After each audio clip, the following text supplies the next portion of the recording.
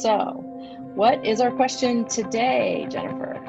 Well, today, Dana, a reader asks, what are ideas on how to run an effective office meeting? I've just been moved into a position where I'm going to be leading my department team meetings, and I want to make them great. That's a great question, and that is an InPower question. What I mean by that is the person asking that question understands what it means to be in power, which is to take agency and to know that a meeting is an opportunity for her to be a leader, for him to be a leader, to really step into leadership. Meetings are awesome opportunities to actually be a leader, be a role model. And too many times we sort of squander those opportunities. So I'm really glad that the questioner is already in kind of an InPower orientation on this. So she's in an InPower orientation, but what would some out of power approaches to meetings look like?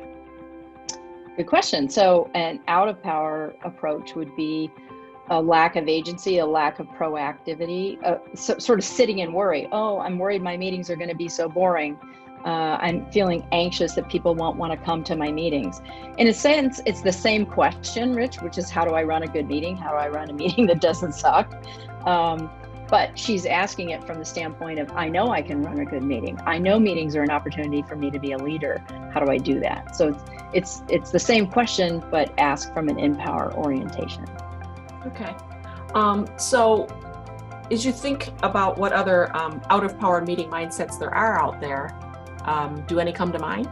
You know, we have these approaches to meetings that are quite often from a standpoint of worry.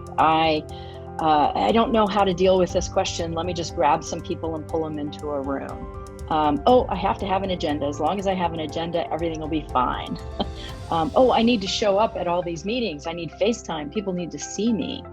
And it's okay if we run over a little bit. You know, we can kind of be fungible with our time and don't have to be too disciplined with our time. And there's a lot of other ones. Those are the ones I think that we fall into very frequently that lead us to run terrible meetings. Terrible meetings. Oh, that's depressing. So that's a lot, right? So should we kind of tackle them one by one? What do you think? Absolutely. Let's take them on. And you know what that means? I think that means it's time for us to go into the InPower dimension.